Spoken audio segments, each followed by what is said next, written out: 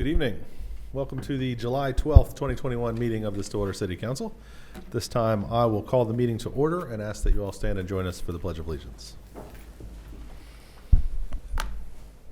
I pledge allegiance to the flag of the United States of America and to the republic for which it stands, one nation, under God, indivisible, with liberty and justice for all.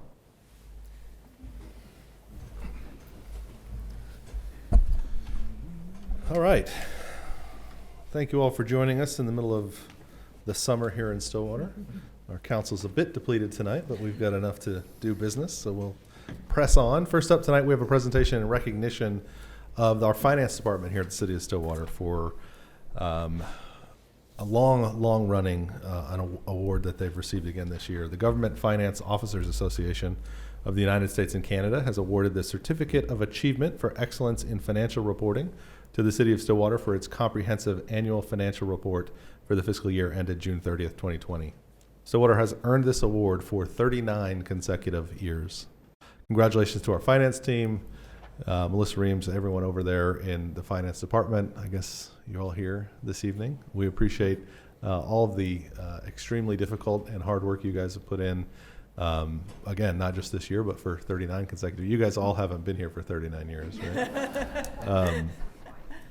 But the continuity of a team that has been able to continue to win that for 39 years is just fantastic. And just for our folks out there in the city that worry about how their tax money is being spent and accounted for and kept up with, the team that we have here at the City of Stillwater has done an outstanding job with its reporting and accounting and the finance work that they do. So thank you so much for all your hard work, and congratulations on this award for the 39th year.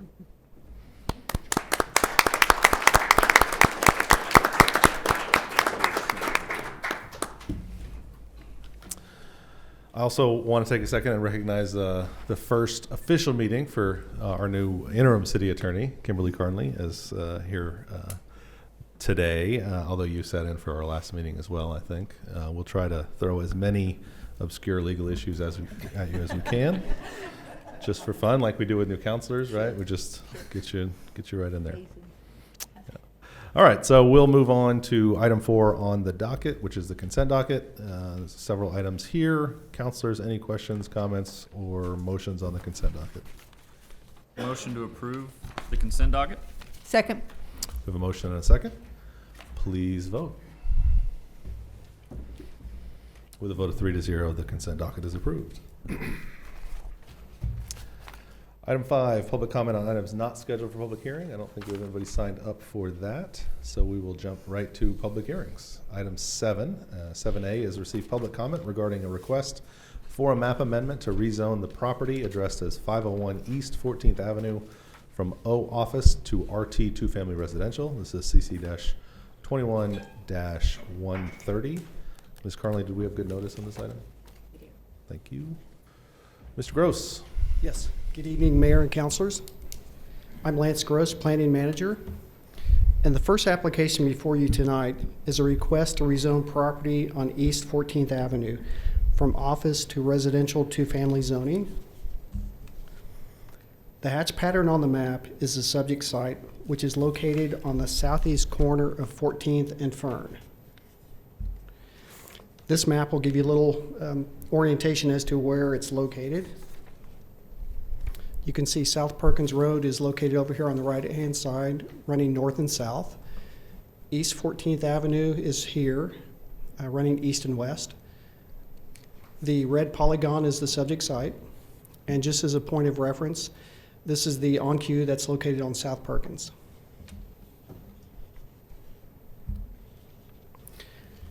Okay, this is the zoning map, and the hatch pattern is the site, which, as you can see, is an island of office. It's surrounded by residential to the north and south, and commercial to the east, and light industrial to the west. The site is considered to be spot zoning, and this proposed change will be more compatible with the current use. This is a view looking straight to the south.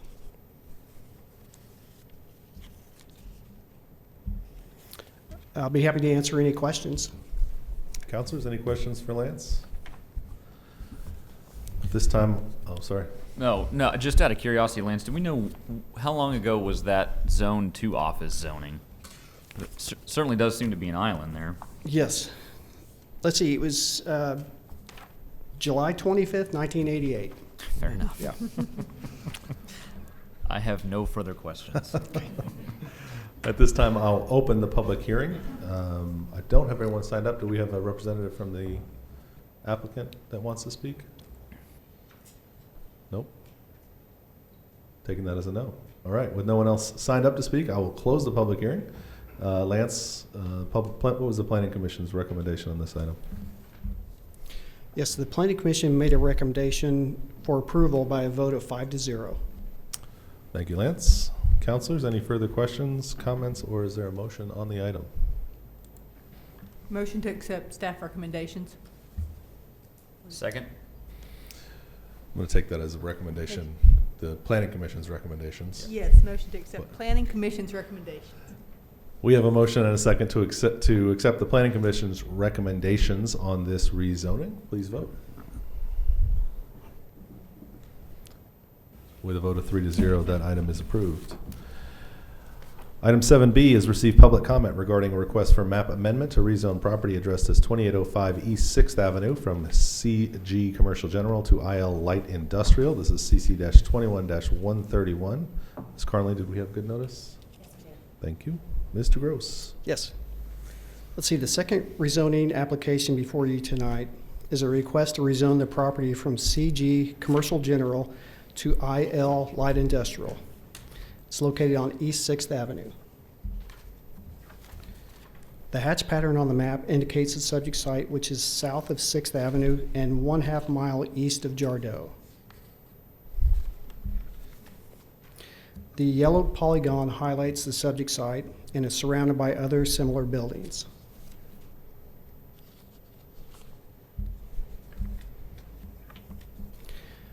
The comprehensive plan calls for this area on East 6th Avenue to be commercial. CG Commercial General surrounds the site on 3 sides, east, west, and south. RTM, residential 2-family and multifamily, it's located north of 6th Avenue. This is a view looking from 6th Avenue straight to the south. And I'd be happy to answer any questions. Lance, can you put the current zoning map back up? Yes. I'm sorry, so the pink is all currently, did you say commercial? Yes, this is all commercial, the CG. Okay, commercial general versus Yes. the commercial shopping up there in the dark. That is room. correct. Okay, I'm sorry. Thank you. Yes. Counselors, any further questions for Lance at this point? All right, I will open the public hearing at this time. Do we have a representative from the applicant? Yes. Thank you, Mayor. My name's Charlie Myers. I'm an attorney practicing here in Stillwater, and I represent the gentlemen that have purchased this building. And to fulfill their purpose, it's not a huge change from commercial general to industrial light, but it has to be changed for them to allow to put the business in that they intend to put in there. Would advise you that in your meeting next week on the 19th, there are 2 additional applications for additional buildings from different owners to make the same change to industrial light. Mr. Cunningham and Mr. Basor, who you may or may not be familiar with, are longtime businessmen here in town. And in fact, Mr. Cunningham sold the building we're talking about, the property today, to my clients. The clients intend to put a commercial grow and processing, medical marijuana processing business in this building. That's why we need to go to industrial light. They will meet all requirements of the Oklahoma Medical Marijuana Association. We will obtain a special use permit from the city to make the changes to the building that need to be made, and they will clean up this property. It has been vacant for some time. don't believe there have been many commercial enterprises in this immediate area for quite some time. And so hopefully we can get some businesses coming into this part of town that can generate some revenue and make it more presentable. And Mr. Sauer is here, who is the principal in the purchaser, the owners of the building, if you have any questions for Mr. Sauer. Okay. Thank you, Mr. Myers. Appreciate it. Councilors, any questions for the applicant? Appreciate you being here. Anyone else signed up for a public hearing on this item? All right, at this point, I will close the public hearing, and I'll ask Lance to let us know what the Planning Commission thinks. The Planning Commission made a recommendation by a vote of 5-0 for approval. Thank you, Lance. I would ask, just generally, where is the next closest industrial zoning to this parcel? Do we know? Actually, yeah. Let's see. I don't believe it's shown on the map. However, it's to the west, probably about 2,000 feet. To the west? Yeah, to the west. It's, yeah. I gotta get my direction straight. That would be to the left, closer to town. Correct, yes. Okay. How, this area looks light industrial already. Was it previously zoned that way? Was it changed to commercial at some point? Do you know? I believe it's always been commercial, Okay. yes, in the past. Yeah, Because it's there are something other light industrial uses in the area, at least it seems. you would kind of consider some of the implement dealerships, those types of dealerships to be light industrial. Isn't Typically there they a are. Small manufacturing facility back there too? And Yeah. In fact, the subject building was manufacturing location for speaker containers for many, many years. okay. All right, well, further questions, councilors? Lance, I do have one. So just to make sure that I'm clear, a medical marijuana growing facility is not a use by right in light industrial zoning. Is that correct? That is correct. So we'll be hearing this again with a specific special use permit. That is correct, yes. Okay. And we do have 2 additional requests for the same zoning change in the area, is that? Yes. Let's see, we actually have, there are 3. 3 additional? Yeah, those 3, Okay, they'll be coming to you next week. okay. I mean, from a zoning perspective, the use certainly seems to fit the area. I generally don't love the idea of just doing one parcel at a time. It seems like we would want to go through and make a bigger, broader change, but given that that seems to be the case, seems to be at least moving that direction, that makes some sense. And I didn't see any, at the Planning Commission, there were no one showed up to speak in opposition to this? Correct, there was no one. All right. Councilors, anything further? Is there a motion? Motion to accept Planning Commission's recommendation. Second. We have a motion and a second to accept the Planning Commission's recommendation and rezone this property. Please vote.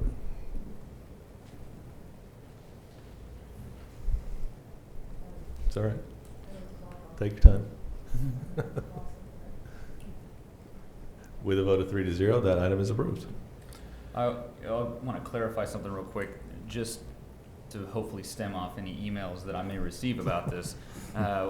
This is a good time to remind ourselves that these zoning questions don't necessarily take into account what the use of the property will be.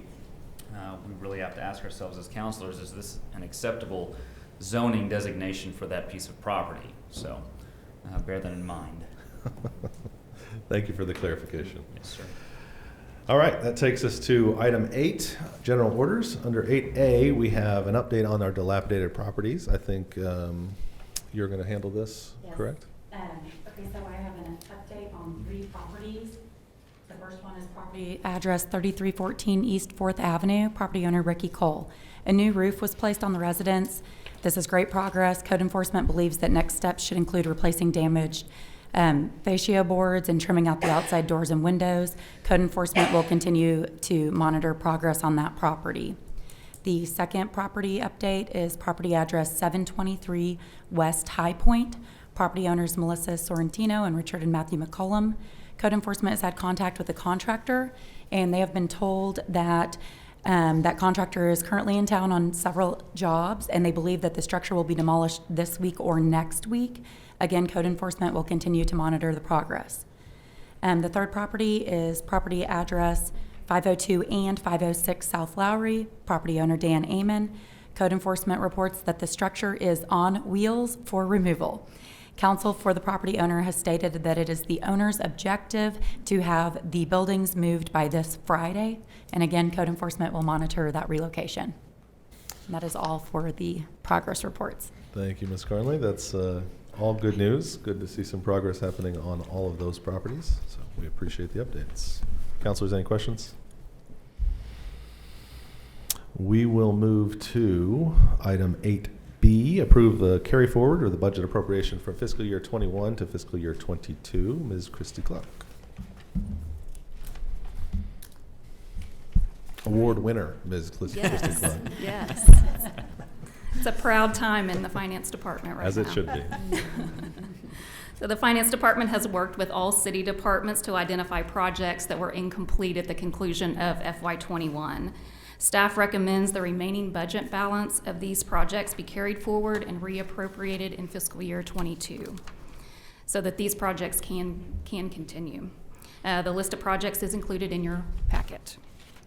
There's no cash balance impact when approving carry forward requests because these funds were already previously reserved for their intended purposes. Also included in the packet is a list of revenues that were not received as of the end of fiscal year 21. So staff is also recommending that those revenues be carried forward as they will be received pursuant to contracts or other agreements. I'd be happy to answer any questions or provide staff's recommendation. Councilors, any questions? Okay. Can you, Christy, just give me an example of what a revenue carry forward is? Oftentimes it's related to a grant. Most grants are reimbursed, so we expend the funds first and then request a reimbursement. So for grants that are in progress and span multiple fiscal years, we may not have spent those funds and subsequently requested reimbursement of those funds. Thank you. Is the total 34 million? Is that Yes. on the city project side. carry forward? Mhm. Okay. That's a lot of projects that are still ongoing. It is. Sounds like it'd be important for us to make sure that we can continue to pay for them. Yeah, it would be unfortunate to see those projects halt. Yeah.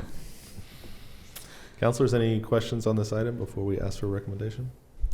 All right. Christy, what should we do? Staff recommends that the council approve the carry forward of budget appropriations from fiscal year 21 to fiscal year 22 as presented. Thank you very much. Councilors? Motion to accept staff recommendations. Second. We have a motion and a second. Please vote. With a vote of 3-0, those budget appropriation carry forwards are approved. Item 8C is accept a grant allocation of $368,242.50 from FEMA for Stormwater Master Drainage Plan Capital Project. Mr. Monty Carnes is not Zach Henson, but he is going to give us an update anyway. Exactly. I'm not Zach after a rough weekend. Monty Carnes, Director of City Engineering. You'll recall that we received a grant from FEMA to do pre-disaster mitigation planning. That grant's in the amount of $490,990. Our share of that grant is 25%, which we had already budgeted for those types of work. This action is mainly to approve a budget amendment to allow us to pay for work that's ongoing that we've already started. That includes we have flown, done aerial photography of the group, of the area. This is the East Boomer Creek Drainage Basin. They have produced new contours, up-to-date contours. They have up-to-date developments. We have the proper drainage coefficients for what's impervious and not impervious, and are ready to begin their hydrology and hydraulic work. So we'd ask approval of the budget amendment so we can keep moving forward with the project. Thank you, Monty. Counselors, any questions? Is there a motion? Motion to accept the grant allocation of $368,242.50 from FEMA and approve the associated budget amendments. Second. We have a motion and a second. Please vote. With a vote of 3-0, that item is approved. And next up is item 8D, approve a bid recommendation for maintenance agreement in the amount of $57,600 with B&L Heating and Air Conditioning to service, maintain, and repair the heat and air systems in the municipal and police department buildings, and authorize the city manager to sign related documents. Mr. White? Good evening. Mark White, Public Works Director. So we put out for bid, we'd run a 4-year contract with B&L Air Conditioning, and went out to bid for the municipal building and the police department, which they currently take care of the maintenance, repair, and replacement of system elements. This agreement ended at the end of FY21, and it was for $50,400 per year. Bids were solicited for a new maintenance agreement. One bid was received.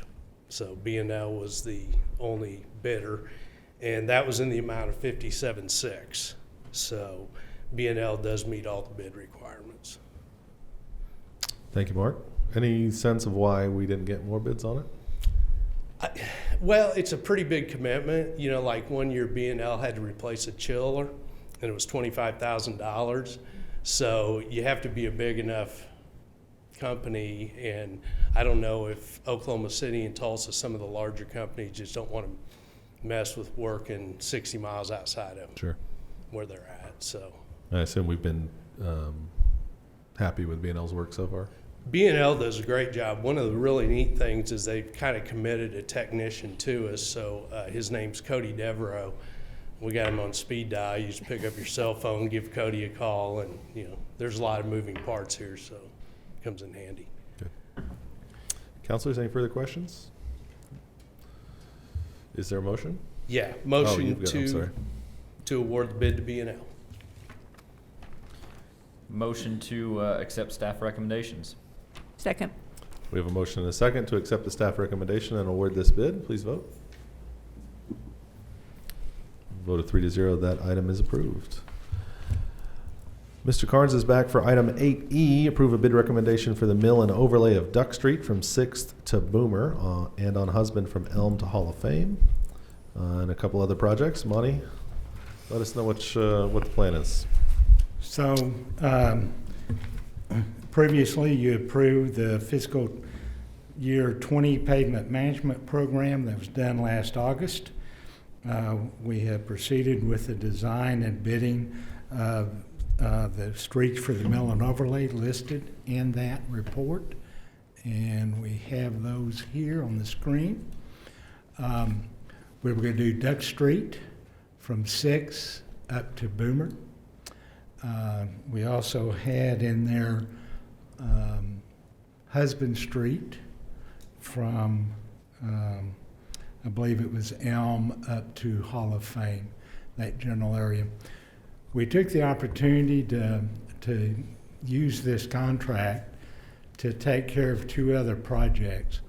One is Brook Avenue east of Jardeau, and we plan to do that to pay for that under what we call full depth repair and deferred maintenance items.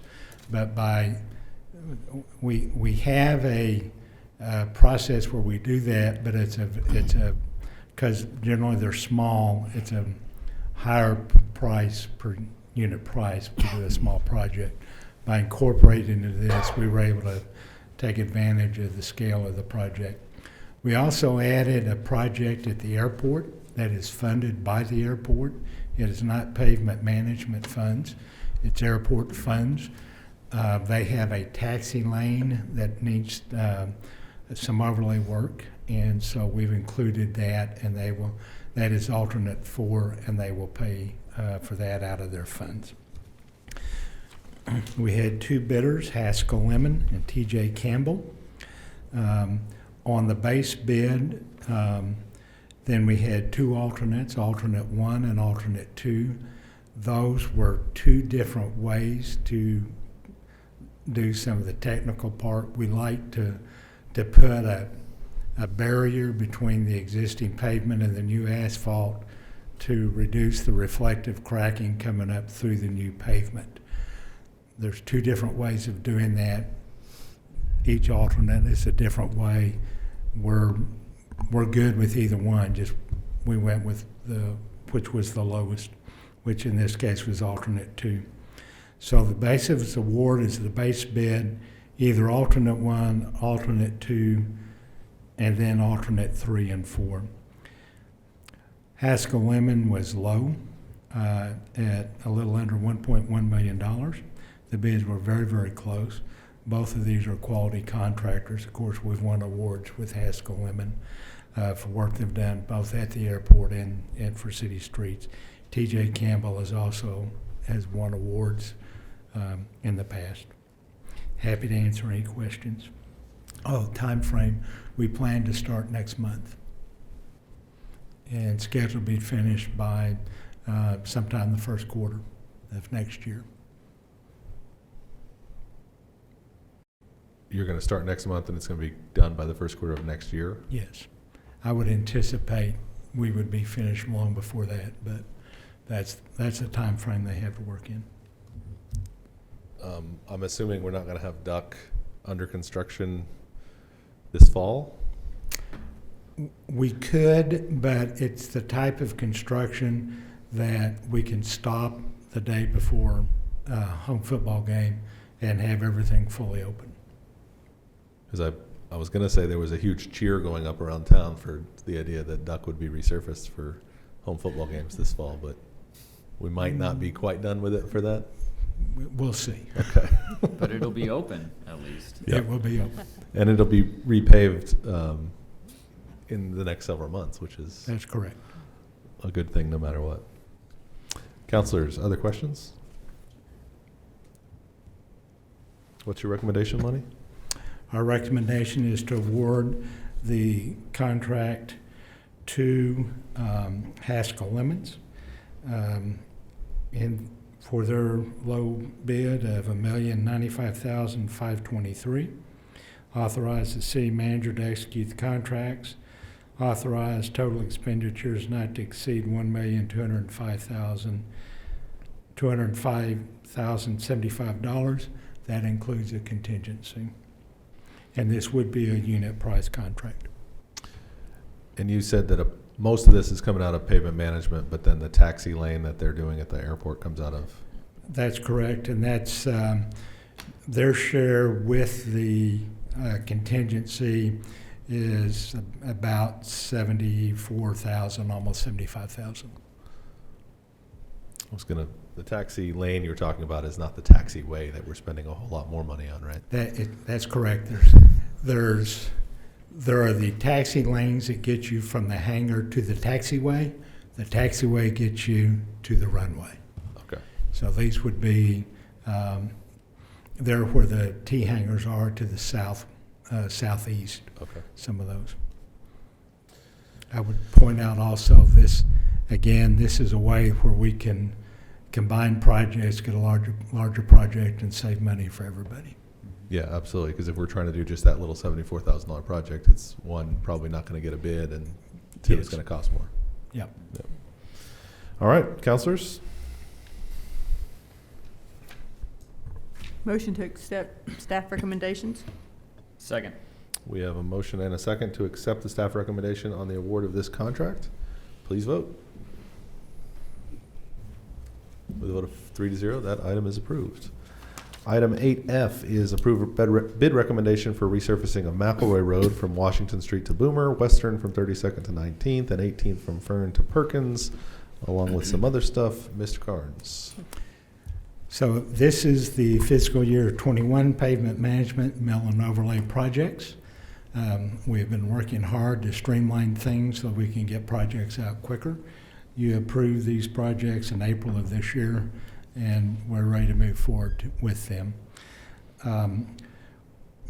Lakeview was included in our estimate, so that's the reason we had the funds. When we wrote the report in April, we were in the process of deciding whether or not we wanted to do Lakeview at this time. We're concerned that when we do Perkins Road later this year and next year, that we'll have some extra traffic on that road and it won't survive. Originally, we were thinking fiscal year 23, but we're suggesting we move it up now. We did have it included in the budget. While we were there, we were looking at that quarter-mile stretch to the north, which is in the city limits, and we need to go ahead and take care of that while we're close by. We added that as alternate to, as alternate to. Again, same as before, there were alternate 1A and 1B on how you construct the project. We had two bidders. Haskell Lemon's bid was non-responsive. TJ Campbell was the low bid. Again, we have no issues with TJ Campbell. I worked with them years ago when I was with ODOT. They're a good firm. These projects were included with the exception of the quarter mile in Jardo and our fiscal year 21 pavement project. They're within the money that we had allocated and budgeted. We just need approval to proceed with the contracts. Happy to answer any questions. Councilors?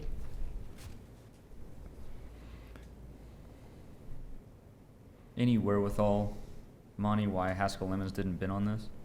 They did bid on it. They messed up their bid is the easiest way to say it. And you know, sometimes we can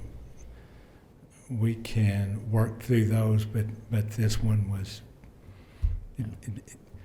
well, I have my suspicions of what happened, but basically they were items that should have been, and tens of thousands of dollars were $5 million. So. Gotcha. Well, we can have a friendly competition then. We See did. Who builds the better road? What is the timeline on these projects? The same. Same. We expect to start them about the same time and try and get them done. I do want to add, I failed to mention this, down here on 18th Street, between Fern and Perkins Road, that's the stretch that goes to the Habitat Restore. That if you go that way to Habitat, you know that road's not in very good shape. Mm-hmm. So we're going to take care of that. All right. What's your recommendation? Recommendation is to award a unit price contract to TJ Campbell for their low bid of $1,115,750.75. Authorize the city manager to execute the contracts and related documents, and authorize total expenditures not to exceed $1,227,325.82, which includes a contingency of 10%. Thank you, sir. Councilors? Motion to accept Monty's recommendation. Second. We have a motion and a second to accept the recommendation and award the contract. Please vote. With a vote of 3-0, that item is approved. That takes us to ordinances. Item 9 on second read, we have ordinance 3474, an ordinance rezoning property addressed as 102 East Tyler Avenue from RTM 2 and a multifamily residential district to RSS single family residential district. Councilors? Motion to adopt ordinance number 3474. Second. We have a motion and a second to adopt the ordinance. Please vote. With a vote of 3-0, that ordinance is adopted.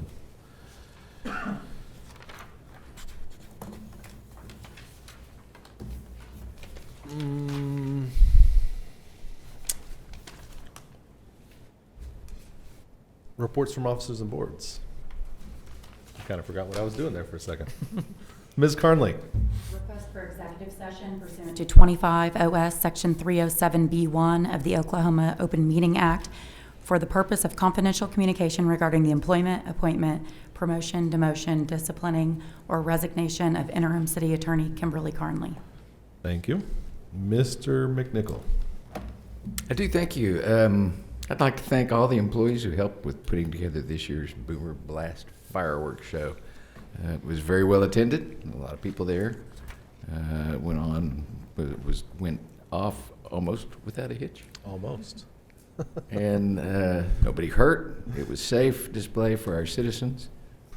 Community resources, waste management, public works, emergency management, police, fire, and more go above and beyond to make these events memorable. And I'd like to point out that our policy of not using Wimmer Lake as a parking lot that night was pretty fortuitous this year based on the rain that came just before the 4th, because we would have had to cancel. Yeah, Is there really any question anymore whether or not it's going to rain at that event? Yeah. I think that's a really good point, and something to be pointed out specifically is that we did in the past have to cancel the event a couple of times because it rained and we couldn't park people where we expected to be able to park people. And through staff's work and figuring out other alternatives, we've gotten away from that problem, and now we can have this show on a more consistent basis, even though a couple of years ago this probably would have been canceled, which was not a popular decision when it had to been done in the past. No, it was not. But we also appreciate OSU and public schools in assisting us with letting us use their parking lots. Yep. Well, it was packed. We got out there just before the show started, and it was hard to find a spot to sit. So it's a good thing. Councilor Hawkins. If you have a passion for animals, the City of Stillwater is looking to hire a new animal welfare officer. The City of Stillwater also has openings in a variety of other fields. Visit stillwater.org/employment to see a full list of open positions and apply. Absolutely. Thank you. Councilor Wedlake. Yes, sir. The City of Stillwater has started to notify utility customers who are facing possible disconnects for non-payment. If you are behind on utility payments, we encourage you to please contact the city before losing electric, water, or other services. Call Utility and Billing Services at 405-742-8245 to rectify your account or work out a payment plan. They are here to help. There are options available. Yeah, we also have the funding available in the name of the program that escapes me right now. The Stillwater Resident COVID Impact Assistance Program. Thank you, Becky. Which you can apply through Our Daily Bread. But we do have funds available. If your income was affected by COVID or has been affected by COVID, you can get some assistance with utility bills and rent and that sort of thing. So please take advantage of that opportunity if you need. All right, I have nothing further at this point. I will recess the city council meeting at this point in the agenda, and we will move on over to the Stillwater Utilities Authority meeting. At this point, I will call the Stillwater Utilities Authority meeting for July 12th, 2021 to order. First on the agenda, we have the consent docket. Is there a motion? Motion to approve the consent docket? Second. We have a motion and a second. Please vote. With a vote of 3-0, the consent docket is approved.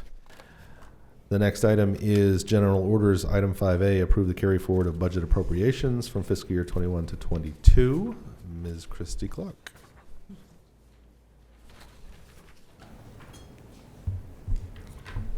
And the presentation is really the same. So I would just open it up to questions, I think, at this point. Thank you. Any questions for Christy?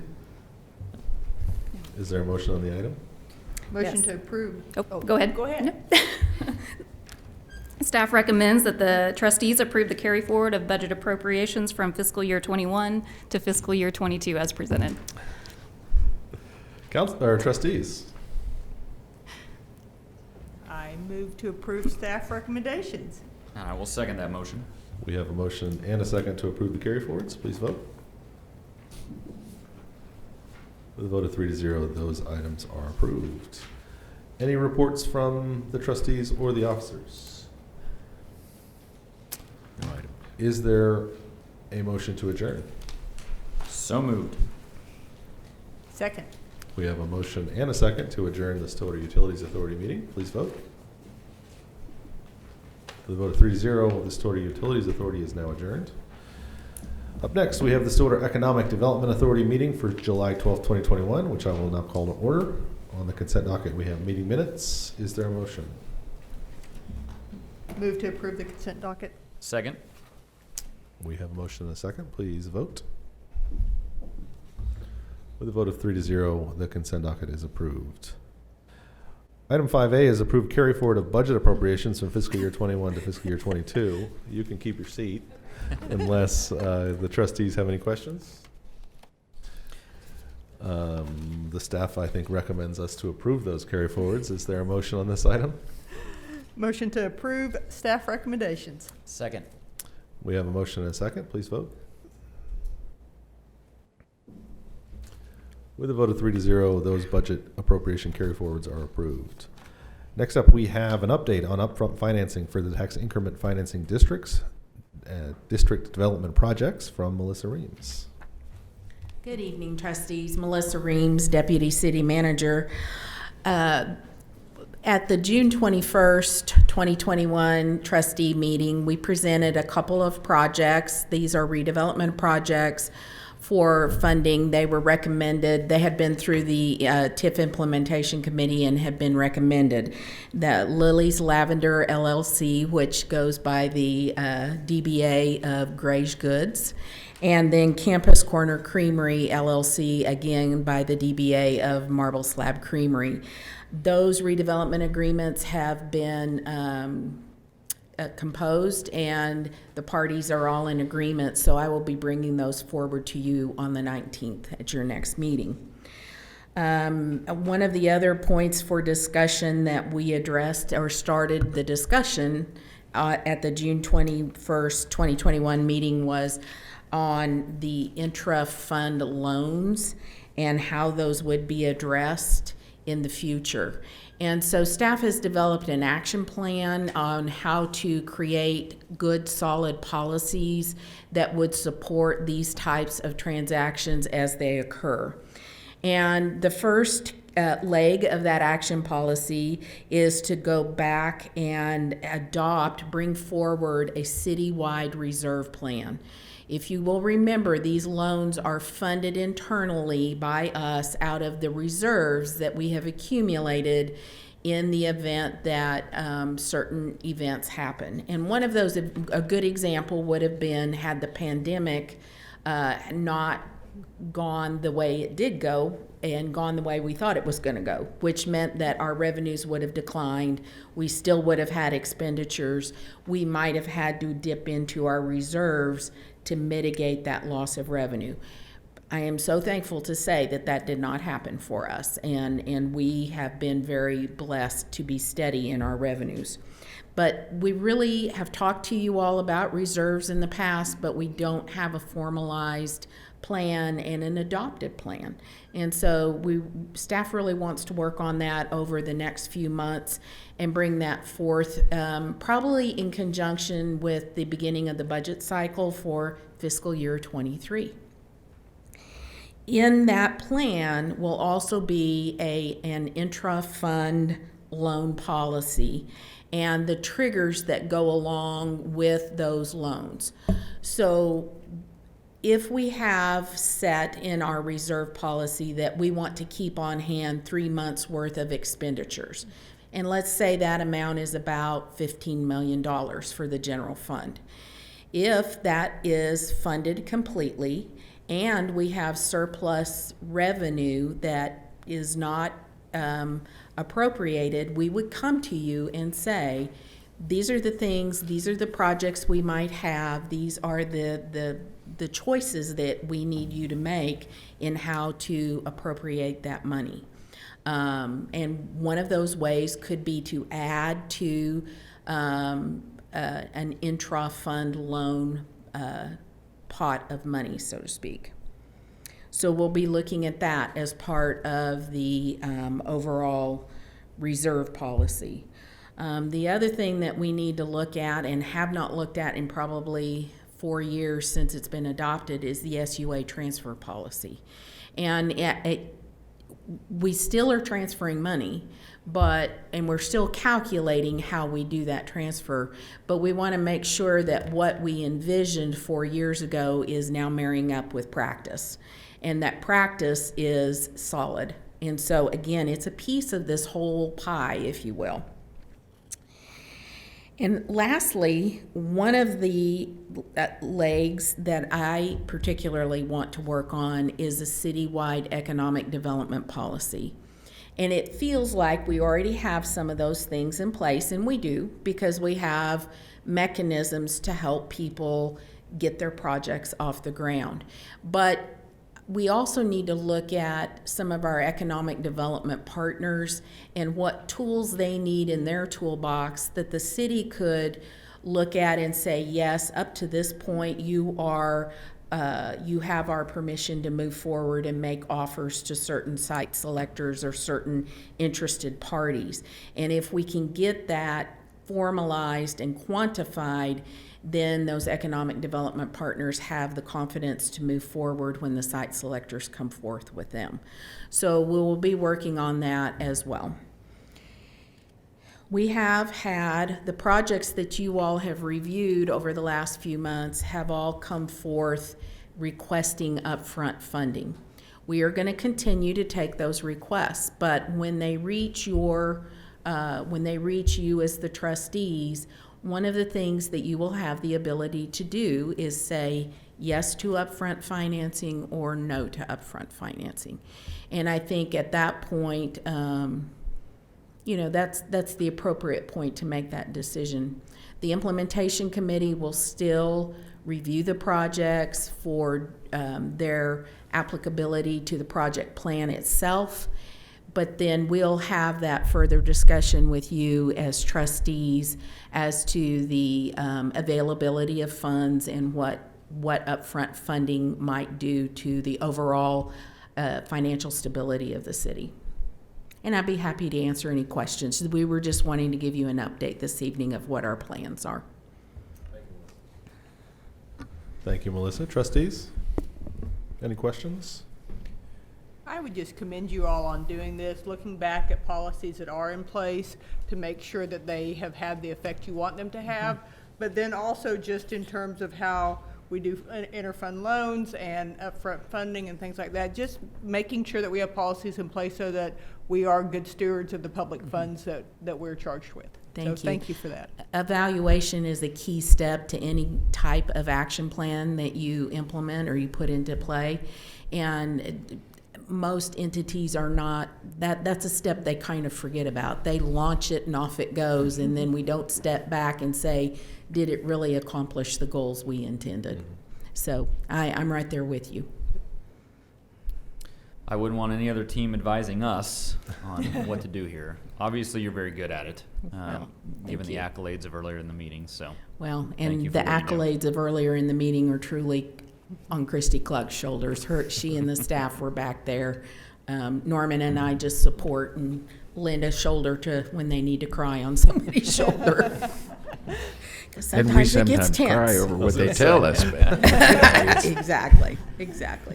Yeah, I think the other big piece of this, ensuring good stewardship is a big key, but it also, with these, especially the economic development projects, there's always questions about transparency and where's it going and who's getting it and that sort of thing. And these, I think, plans will give us a good thing for the public to say, listen, this is where all this comes from, this is how it works.